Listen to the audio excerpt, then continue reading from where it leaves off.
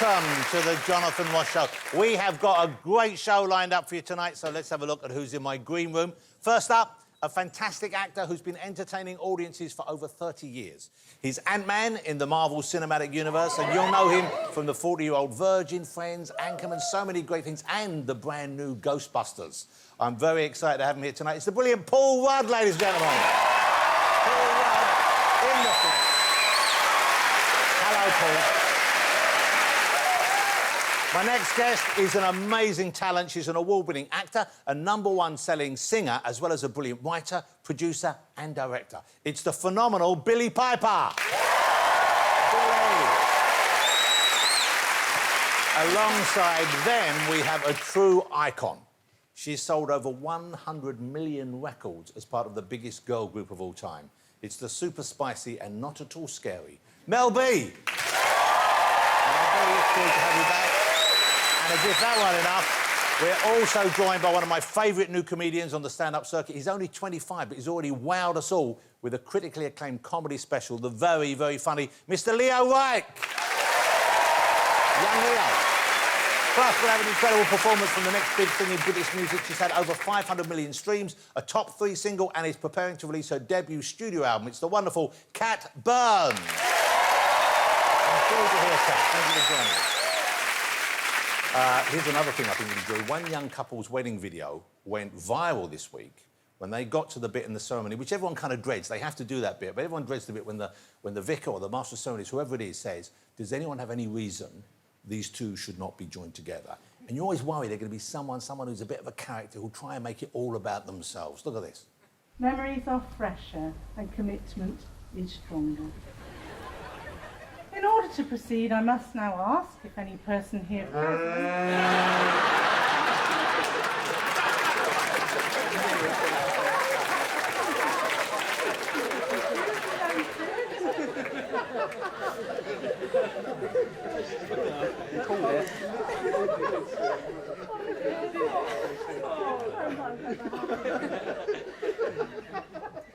If any person here present knows of any lawful impediment to joining matrimony, you should declare it now. Can we get on with the show? Yeah. OK. Let's get my first guest out there. Will you please welcome with me Billie Piper and Paul Rudd? Come on.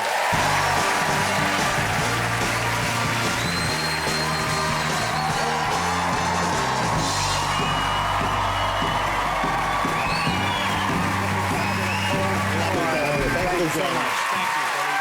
That's an amazing. Great to have you here. Thanks again.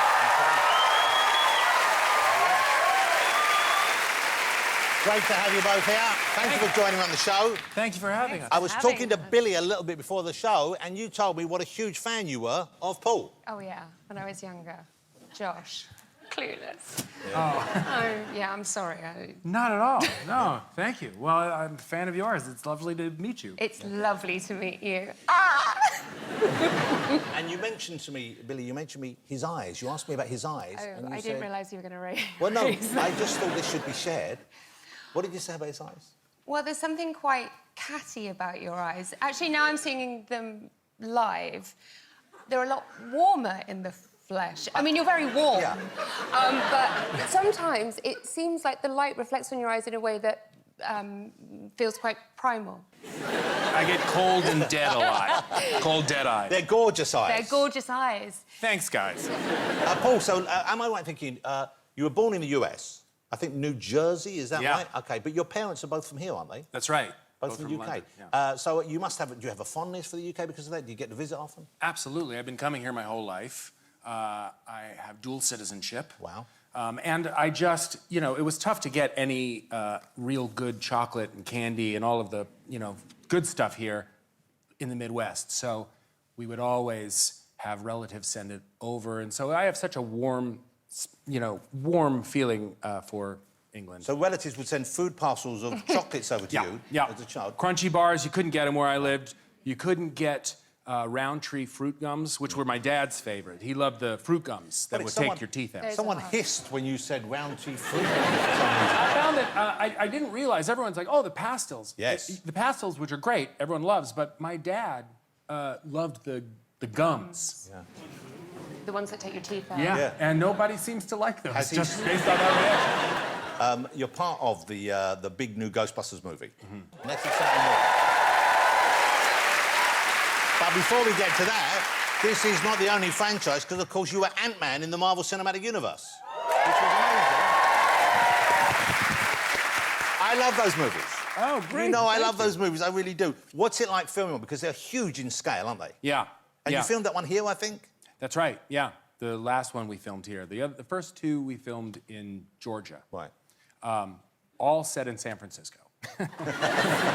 But this one, we filmed out here. And a huge scope of sets, I imagine, great scale. Enormous, and I mean, to be involved in one of those productions is really astounding. And this one was really unique because they built this thing called the Volume, which is like a screen, an LED screen that wraps around an entire soundstage.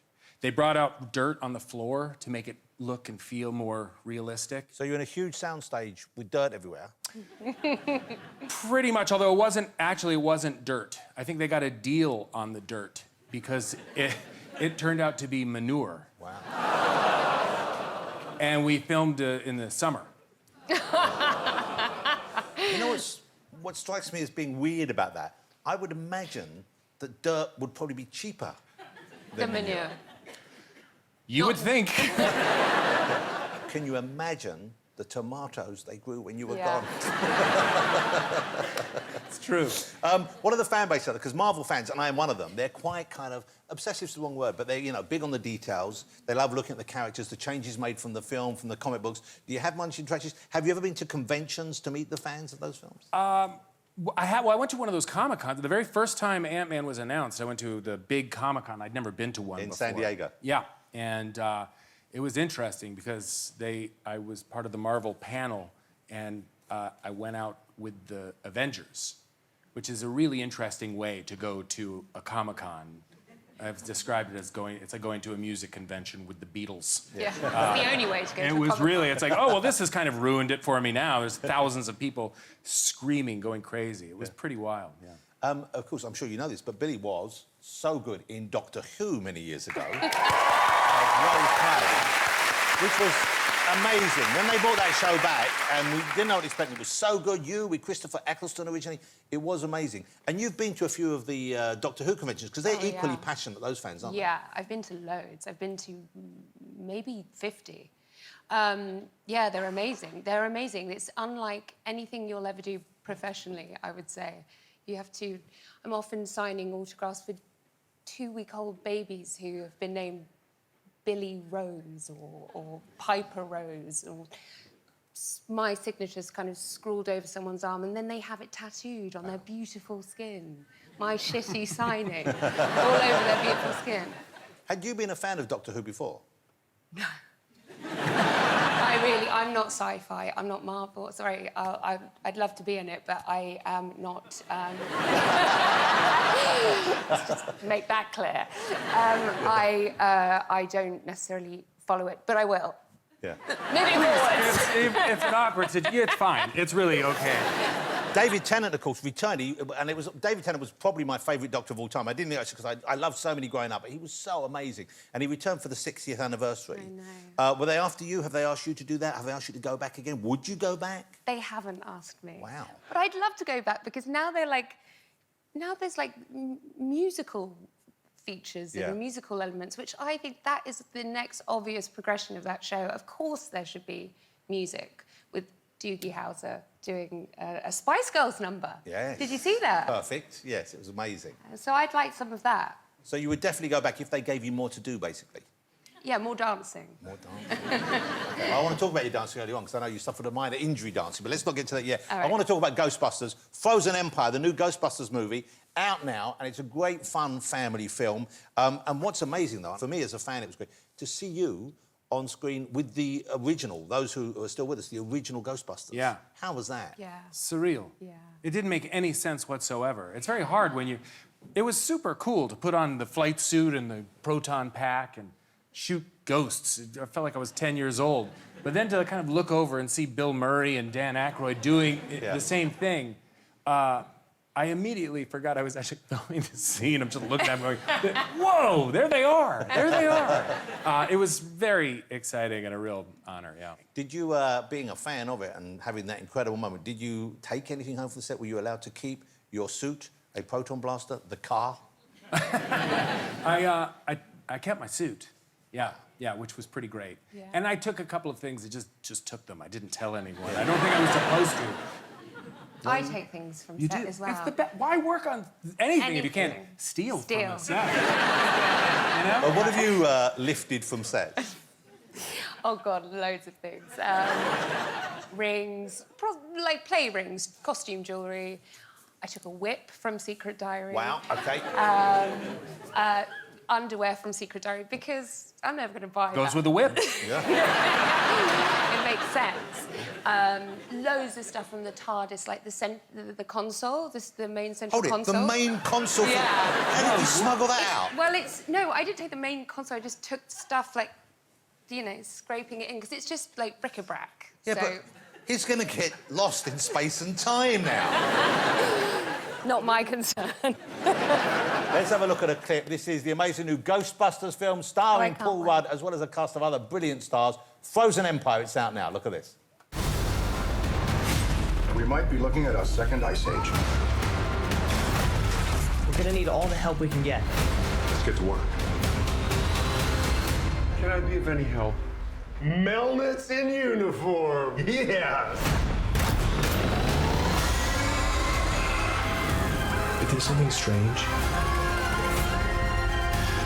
if there's something weird, who are people gonna call? Ghostbusters, what do you want? We're the Ghostbusters. Can I tell you something else? What?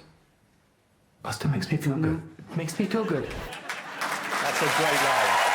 Come on, Frozen Empire out now. A great family film.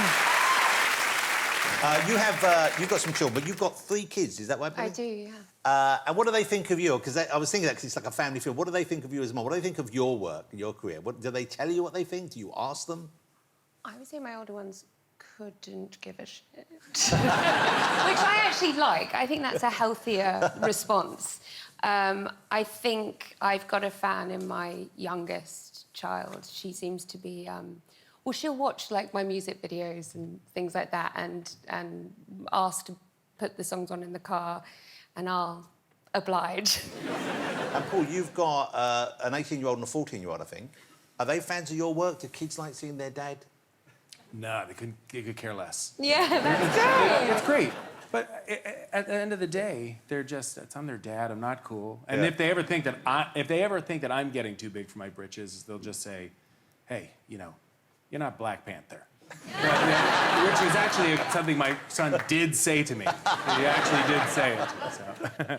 Paul, I hope you don't mind asking. I want to ask you about one of my favourite scenes in recent comedy cinema history, which you were there for the filming of. You're on screen in it. The scene in 40-Year-Old Virgin, Oh, where they amazing. wax Steve Oh, yeah. Carell's Yeah. chest. Right. Yeah. That must have been quite a day at the office. Yeah. That was. They had about 5 cameras set up because once he got waxed, you couldn't do it again. Because he really got waxed. You can't unwax a man. You can't He go was back. waxed. Once you're waxed. Despite what the Karate Kid told us. Yeah. No, it's wax on, wax off, stays off. Yeah. And that girl, the woman who was the waxer. The waxer. The waxer. I remember when she came in and was talking about it. She said her family owned a salon. This is what she did. But I think it's like sometimes, you know, when you're looking for a job and can you ride a motorcycle? Sure. Yeah. Or I could, yeah. She went to do it. She put glue on it. Actually, one of the crew guys said, no. You have to put oil or something on his nipple. Otherwise, you're going to rip the whole thing off. Yeah, it did bleed, I think. Yeah, he really did bleed. It did bleed. Oh, yeah, no, he bled. I mean, But it was something else. It was really to be in the room. previously, I thought he was a great actor. Now I'm thinking he just had to suffer. Very little acting required Wow. from Steve in that Wow. scene. Yeah. Have you ever been waxed? I've never been waxed. Well, this evening, we've decided, ladies and gentlemen...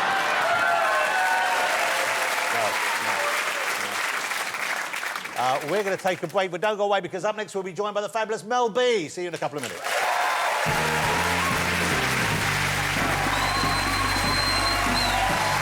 Welcome back to the show. Let's get my next guest out, ladies and gentlemen. She is 1/5 of the best-selling girl group of all time, the amazing force of nature that is Mel B.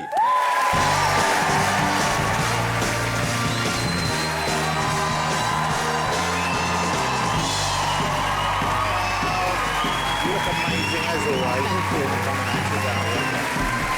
Hi to you, so gorgeous. Hi to you, because I love it. Lovely to have you here, Mel. Great to have you back on the show. I know, I love you. I love you. Oh, well, I love you too. Thank you for Always coming have on. fun. Hey, Yeah. I've got to say, Paul, were you, I mean, obviously the Spice Girls were famous, were huge in America as well. Yeah. Were you a fan? Yeah. You don't have to answer that, you know. Oh, yeah. I've seen the film more than once. Wow. Yeah. Are you taking the mickey? No. Spice World. Yeah. I mean, I love it, but I don't expect you to love it. You do proper films. Spice the World way, was a that's master, it. but you must have been a fan of Spice I watch World. it every year. Stop. Once a year, it's a Oh, my classic. God, It you is. just sit there and cringe. I sit there and laugh and I force my kids to watch it. Oh, I love it. Hey, but you know, the Spice Girls, come on. Yeah. That is... What a thing the Spice Girls were, are, continue to be. And I believe it's their 30th anniversary this year. Oh, God, when you say that, I feel so old. But yeah, it is. So you doesn't must- feel like that long. It feels like only yesterday. But you must have something special planned, I would hope, for Yeah. all of us Spice fans for your 30th Yeah. anniversary. Yeah. We are wanting to do something. Well, what are and you we doing? are. Can Well, you I tell can't us? really tell you because I got kicked out of the WhatsApp group again. So I have to be really careful. Hold it, so because there is a Spice Girls WhatsApp Oh, group. yeah, duh. So, OK, so... and it's just you and the other 4 band members, or ex-band Yeah, members? we're right? not ex, we're still Spice Girls. So, I'm always going to be a Spice Girl to the day I die. I apologise. Accepted. But you get kicked out of the group. Well, I don't get kicked out of the group. I just get, like... Yeah, I get kicked out of the group Yeah. because, you know, I get so excited whenever I talk about Spice Girls. Yes. And I do feel like the more I say something's going to happen, I will it that much. Yeah. It does happen, like the Olympics, like the 2019 You manifest tour. it. You manifest I literally do. So, but we are all in talks, so something is going to be announced Because I heard... soon.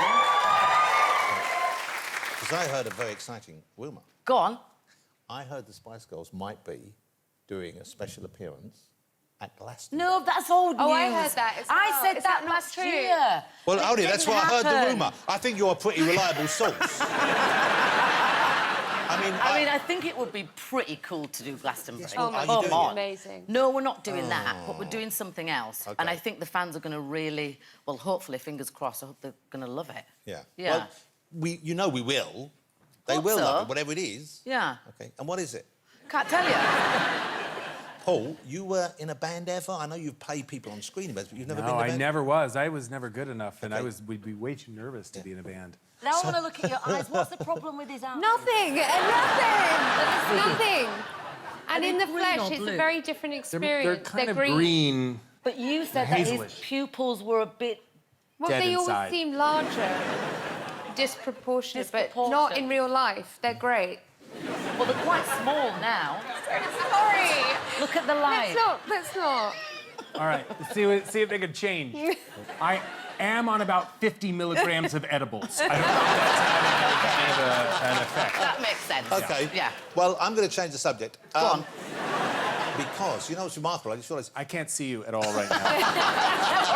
Staring at the sun. you know, when you were dominating the charts for the Spice Girls, of course, another new talent emerged, because it was about the same time. You were contemporaries in the charts, weren't you?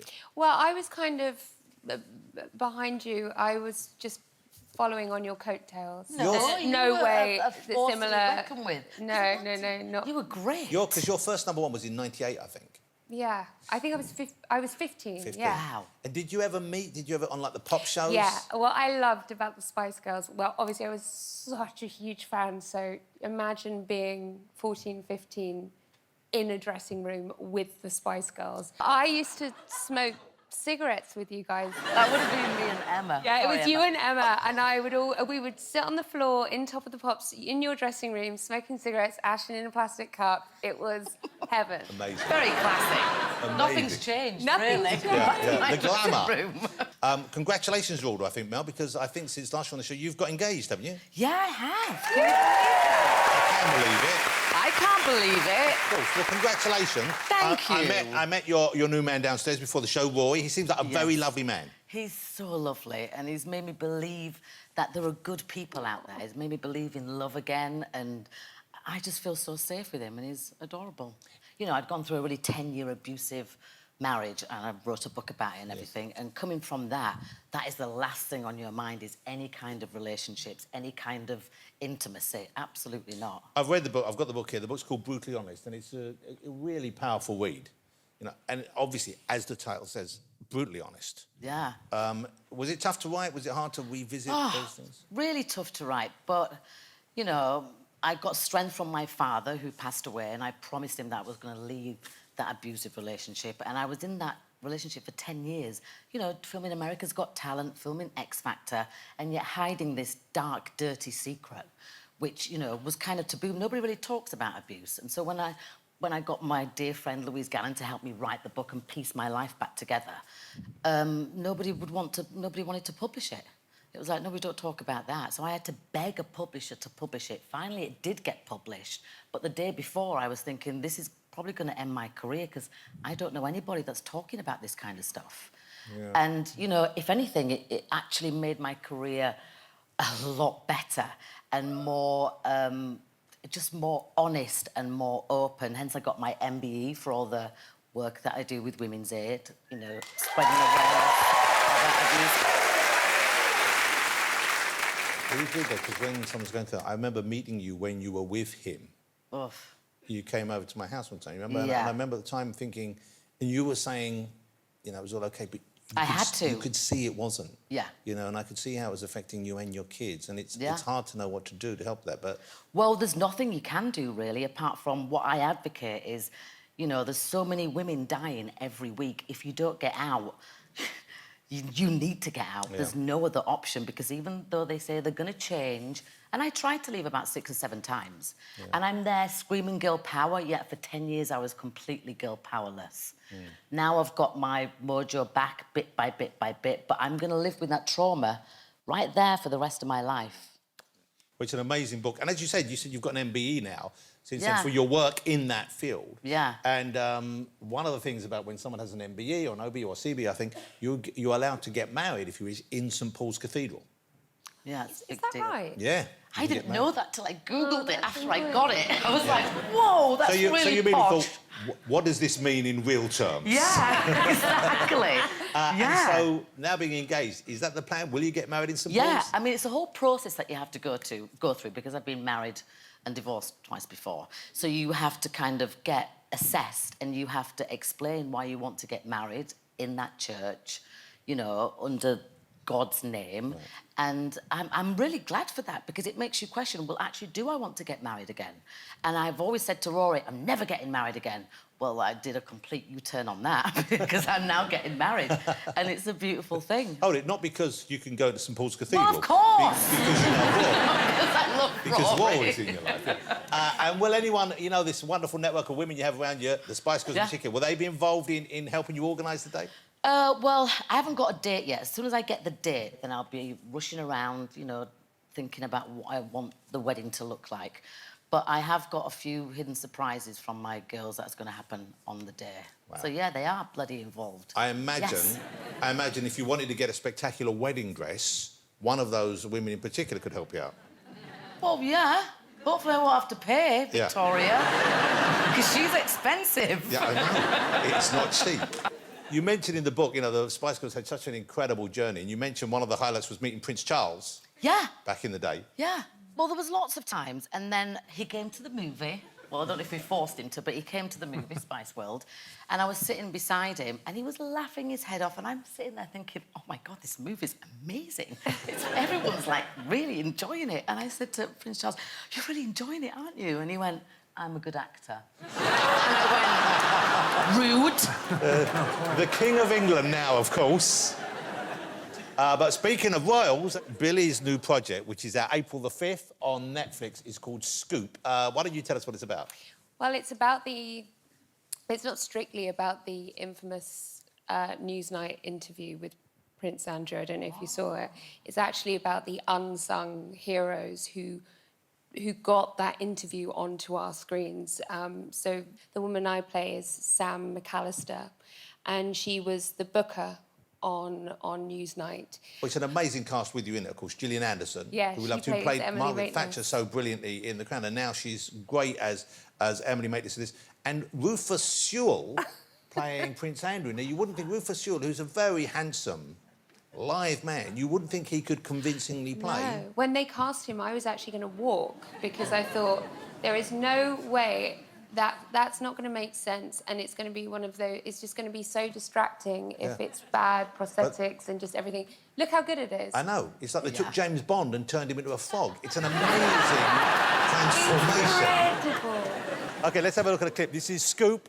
It's out on Netflix on April the 5th. Look at this. My job is booking the people we can't just call up. Hello, everyone. You have a problem that won't go away. We're looking at options. But there is a red line. I've never been smuggled into a palace before. If I do an interview, the question is, why you? With respect, you know how people see you. Spell it out. Brandy, Andy. With respect. Everything's changed. The FBI are raiding Epstein's home. You can't stay silent. Self-storing room, 2 chairs, 6 feet apart. It's like a Western. Make no mistake, if we don't get the tone right, the story won't be him. It'll be us.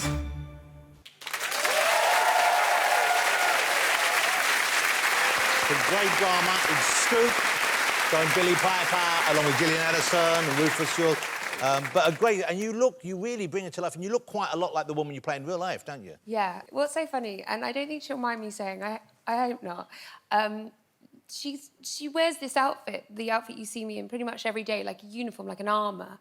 So there she is. And she would come to set quite a lot, dressed as me, or rather, I'd come to set dressed as her, whatever. We looked identical. And she was there one day, everyone was, it could never really tell us apart. And she was there, and I think the Daily Mail were there taking pictures. Well, I know they were, because the story that followed was her snogging her boyfriend. But the story was me snogging some random guy on set, as if I do that. We've got the paparazzi photograph they took of her, which they thought was you. Here it is. That's not me. No. But that's very, weird. Very problematic. I know, really could get you in trouble. Real trouble. I'm not asking if you've ever been in the same situation, Paul, but have you been mistaken for someone else? Not in a while, but early on, several times people sometimes thought I was Ben Affleck. Ben Affleck? Really? I'm not getting that. I didn't. No, of course I didn't either. But no, he's got lovely warm eyes. Oh, no, sorry, I was thinking Ben Stiller. Sorry, no. Wow. Ben Affleck makes more sense. Oh, I can see that. Yeah, maybe when we were, I think, both kind of starting out, we had short hair, but I never got it either. But sometimes I would tell people, no, I wasn't. One time, somebody said, oh, okay. Yeah. I said, really, I'm not. And it's, all right. Yeah. What's Matt Damon like? I'd say, I don't know. I've never met him. He seems really cool, but I don't know. People didn't believe me sometimes. Mel, what about you? Ever been mistaken for anyone else? You're so distinctly yourself. No, but I do get told, oh, you look like that, you know, that Spice Girl, Scary Spice. And I go, oh, God, not her. And they go, I know, she looks a bit scary. I go, yeah, she's a bitch. I had a horrible one happen to me. Who? Go on. I was in Northern Ireland. Some nice, quite elderly ladies, my fan base, gathered around me for a photograph. And it was only about halfway through, when they were asking me about my farm, I realised they thought I was Jeremy Clarkson. I want a really horrible moment. Yeah. We're going to take a break so I can recover. Don't go away, though, because up next we'll be joined by the very, very funny Mr. Leo Reich. I'll see you in a couple of minutes.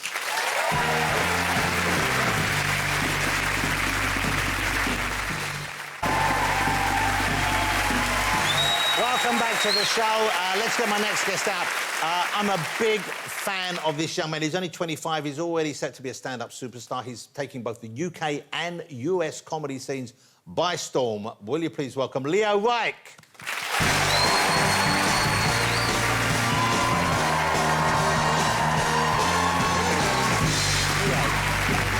The hair's still alive.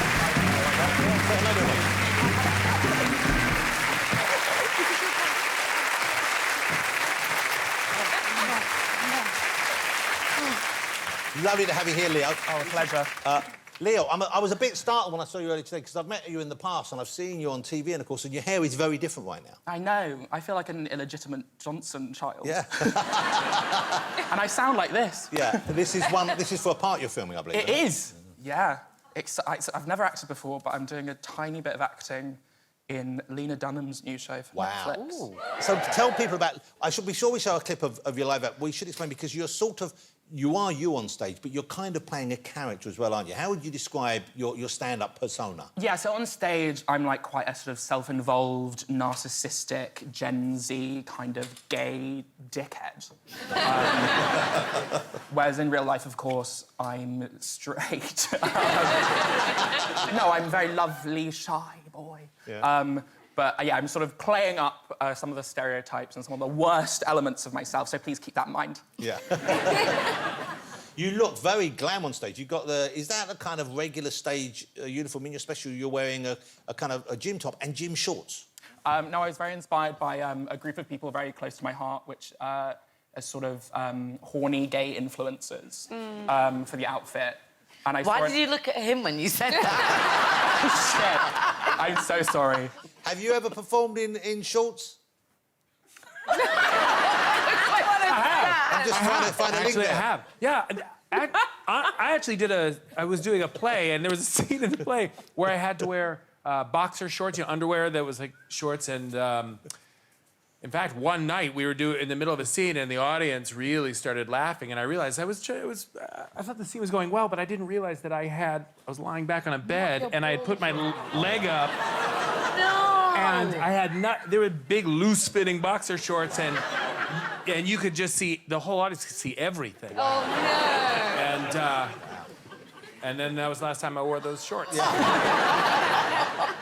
You must let us know when you're performing live again. Your thing is, how old were you then? Was this recently, or...? This was a play called The Shape of Things, and I was... Very fitting. Unlike the shorts.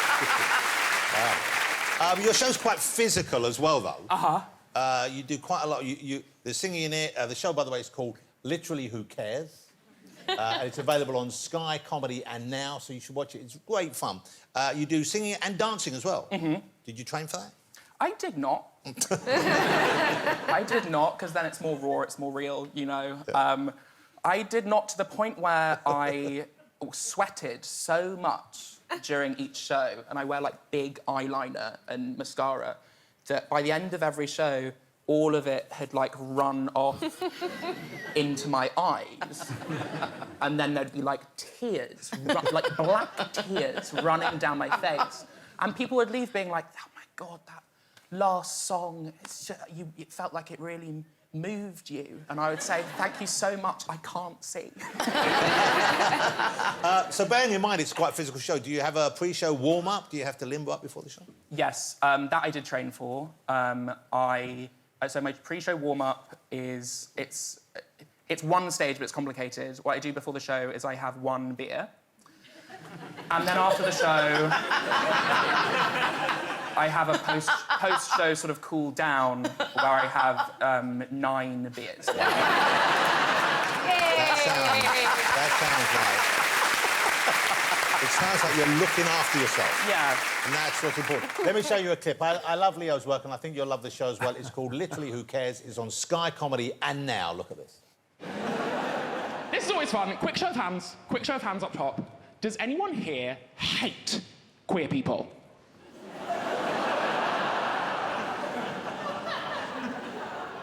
No one. No one. Okay, unfortunately, guys, that does mean we are currently in an echo chamber. Guys, we've got to start speaking to people we disagree with. So what are we going to do next time we come to a comedy show? Yes, bring a registered Nazi. Yes. Literally, who cares? If you watch the show, it's great fun. So you're established in the US somewhat now as well. I know you filmed a special. Did you film the special over there or over here? I filmed it here, but it went out on HBO in America, and I did the show over there for a month in New York as well. So what's it like performing for Americans? Is it different? Do they react to different jokes to your act in a different way to the people over here? Yes. They do. And I say this with so much love. They have so much joy for being alive.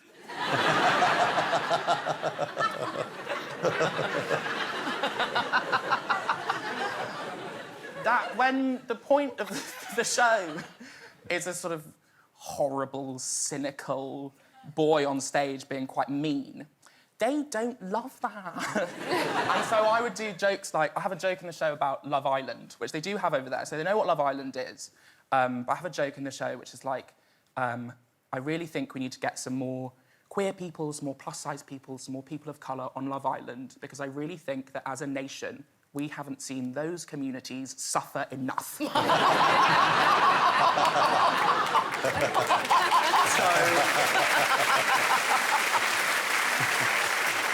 So let's send them to Casa Amor.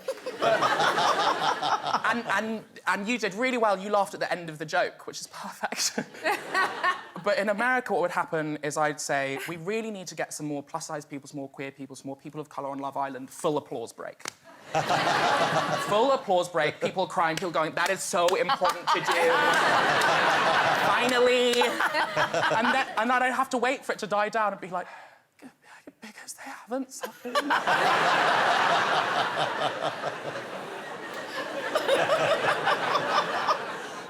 I mentioned early on, we were talking about your dancing on stage, and I hinted that I know you'd done some dancing. Didn't you? You gave yourself a dance injury while filming I Hate Susie, is that Yeah, a right? pretty fucking significant one. OK.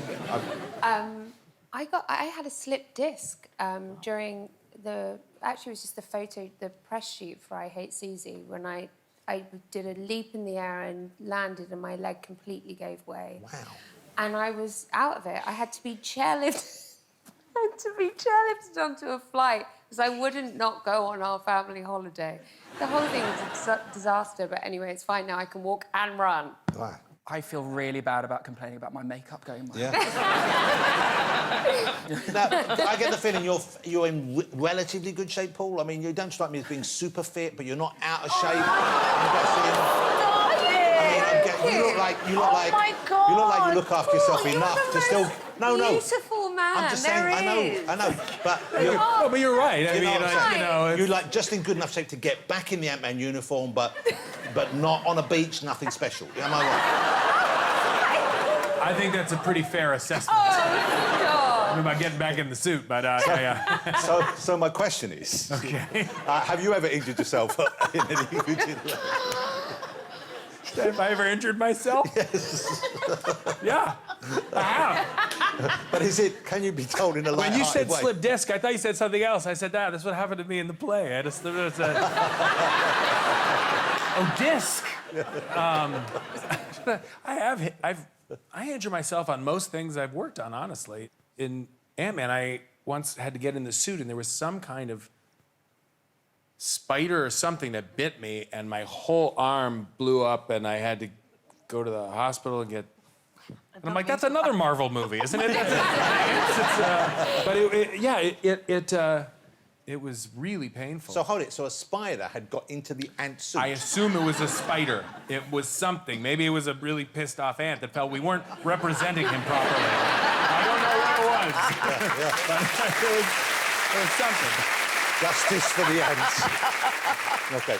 I think we're going to go to a break, so I can apologise to Paul. But don't go away, because I've got more from my guest, and Cat Burns will be performing live at the end of the show. See you in a couple of minutes.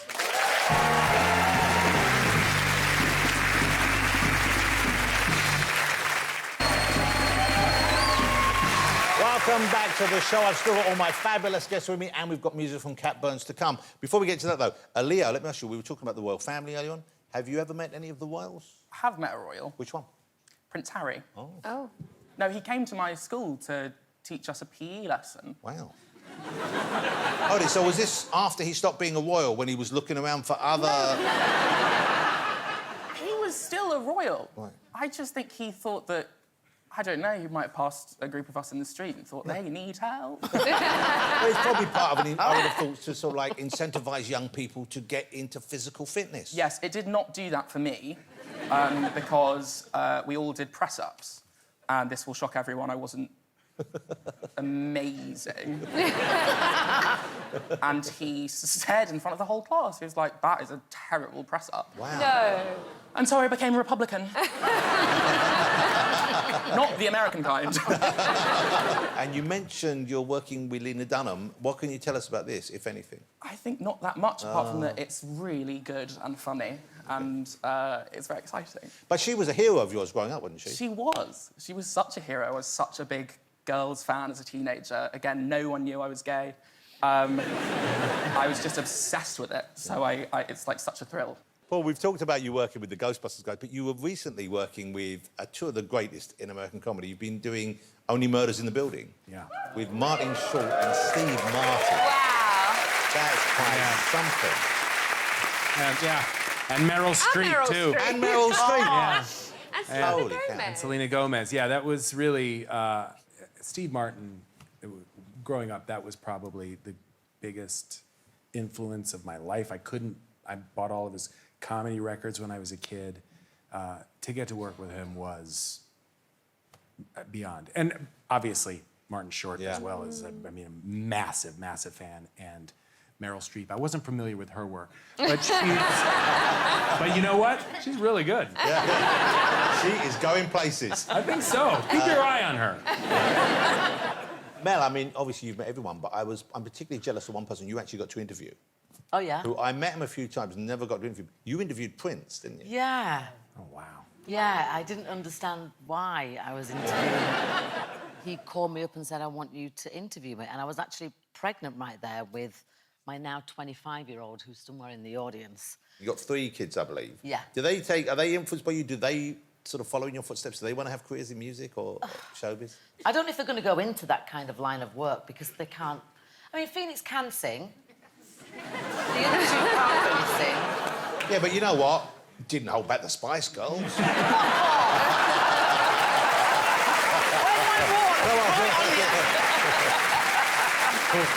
Men with love, you know that.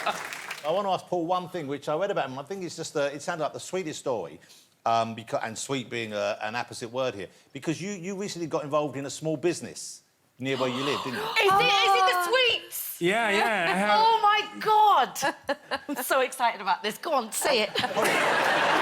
You say you're so excited about it. You obviously know what it is already. I do, but I want him to say it because it's his job. Okay. I'm surprised you don't. Yeah, they're in a small town. I'm going to New York on Sunday. Hold on. I'm going there. I want you to lower your expectations, because it's a great story, but Mel B's reaction is off the scale. You ever had a reaction like that? Get ready for a letdown. There's in a town, Rhinebeck, New York. There's a little candy store called Samuel's Sweet Shop. I know. I know. I'm gonna send you some candy. You better. I thought you would bring some on the show. So disappointed. I didn't know you'd bring it up. So you know Jeffrey Dean Morgan. He plays Negan on The Walking Dead. He's amazing. He's also as a co-owner. We bought this candy store. The guy who owned it passed away. Sadly, he was a very young guy, and it was his candy store. It's a pretty small town, and this candy store is like all the kids work there, and every town should have a little sweet shop. And Yeah. Exactly. So it was. We didn't want it to. We didn't want it to go away. So we bought it, and now we run the candy store. So you have a sweet store. I have a sweet shop. Yeah. And then there was a guy named John Traver who was a teenager that worked. Ira was the original owner, and he's the guy who. And Samuel was his uncle. He hired him out of high school. He was a teenager, and when Ira died, John was in his early 30s. we made him the manager. Oh, I love you even more now. Good. And it's still going strong. Yeah. And it's really great. I love sweets. I don't know if you've ever tried Roundtree's fruit gum. You think my eyes look bad? Wait till you see my teeth after that. Will you join me in saying thank you to all my guests? The fabulous Billie Piper, ladies and gentlemen. The brilliant Paul Rudd. Thank you, Paul. The one and only Mel B. And your new favourite comedian, Leo Reich. Thank you to all my guests. I hope you can join me here next week when we have got Kirsten Dunst on the show. Mary Earps will be here, young Philly, David Walliams, and we have the director and star of the new Amy Winehouse film, Sam Taylor-Johnson and Marissa Abella. And also we have music from Madness, so that'll be a great show. But now, with Alone from her debut album, it's Cat Barnes.